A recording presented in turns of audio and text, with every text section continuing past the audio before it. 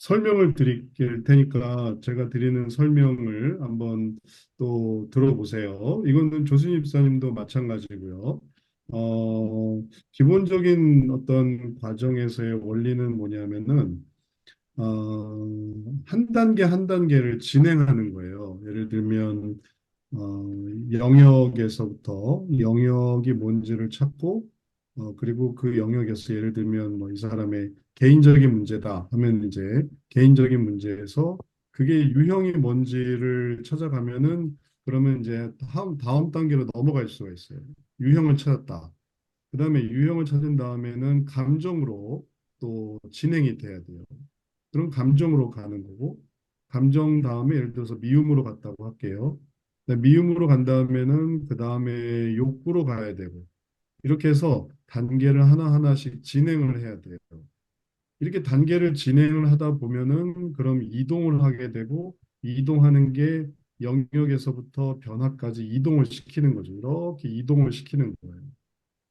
이런 이동을 시키는 것이 다시 말하면은 어떤 식이냐면은 이 맨 처음에 이제 여기서부터 시작이 되는데 각 사람에게 이제 현재 있는 어떤 상황에 문제가 있어요. 그럼 그게 이제 신체 속에 또 구체적인 생활 속에 있는 문제죠.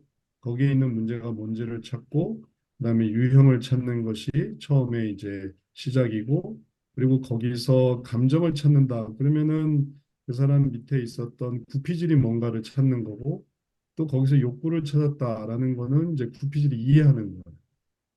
그 다음에 소원으로 올라간다. 그거는 이제 고피질로 올라가는 거고, 고피질에서 결심을 갖게 되면 이제 그거를 이제 잘 해보겠다는 의지를 갖는 거고, 거기서 또 올라가서 신피질로 올라가게 되면은 그게 실천을 찾는 거고, 실천에서 변화까지 찾으면은 그러면 이제 완전한 변화를 이루는 거예요.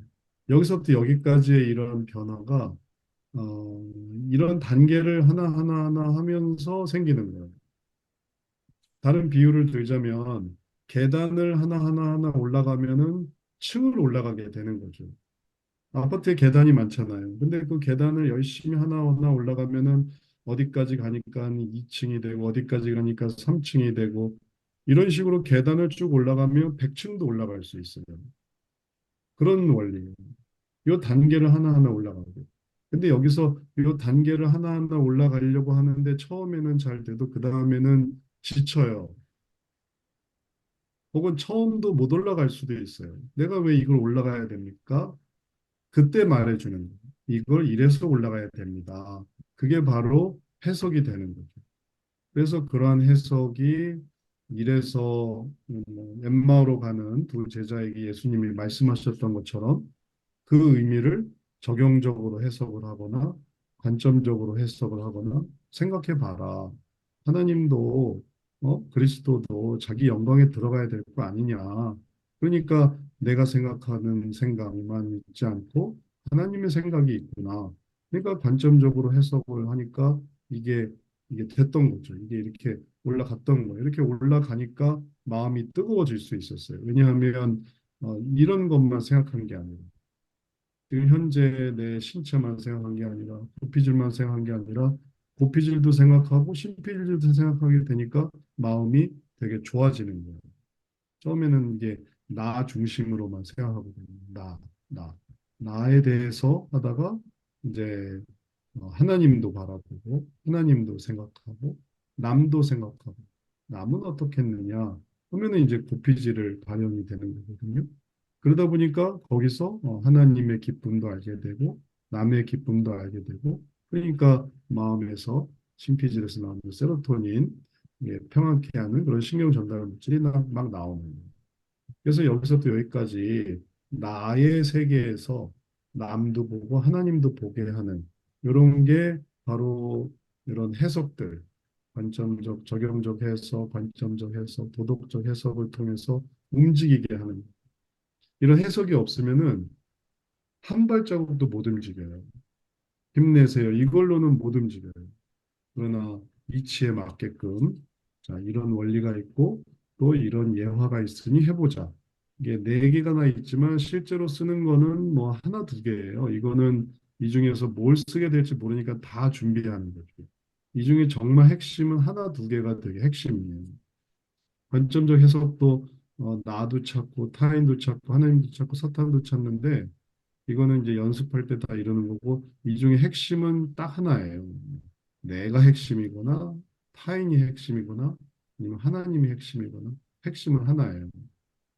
도덕적 해석도 그렇고 극본적 해석도 그렇고 분석적 해석도 통찰적 해석도 이렇게 딱 해석이 되면은 그러면은 내가 올라가야지 하고서 이렇게 올라갈 수가 있는. 그러다 보면 이제 100층까지도 가고 정신적인 문제도 이제 그렇게 한 단계 한 단계 해석하려고 하는 거예요. 그래서 이 단계가 지속이 되면 이렇게 올라가는 거라서 그래서 내가 감정을 올리게 하는 거는 걱정하지 마시고 왜냐하면 진행하면은 감정이 이제 달라지는 거예요. 진행이 중요해요. 그다음에 진행을 할 때는 형식을 따르는 게 중요해요. 안 그러면 형식이 막 무너져요. 형식을 무너지면은 내가 뭘 하려고 했지? 이게 조금 이제 약해져요. 내가 이런 걸 하려고 했구나. 이런 게 있어야 이걸 지속해서 쓸 수 있지. 안 그러면은 이런 해석이 아닌 어 이제 엉뚱한 해석이 되고요. 전혀 다른 해석들, 요 사이사이로 좀 황당한 해석들을 할 수 있거든요. 나는 이랬다. 뭐 누구는 저랬어. 뭐 그러면 이게 정확하게 맞는 해석이 아니에요. 그럴 때 이제 이렇게 계속 나가다 보면은 그러면은 뭐 심리학적인 해석도 가능해지는 거죠. 심리학적인 해석이라든지 세속적인 해석이든지 죄가 많아서 그래. 뭐 이러면은 이제 이게 온전한 해석이 아닌 거죠.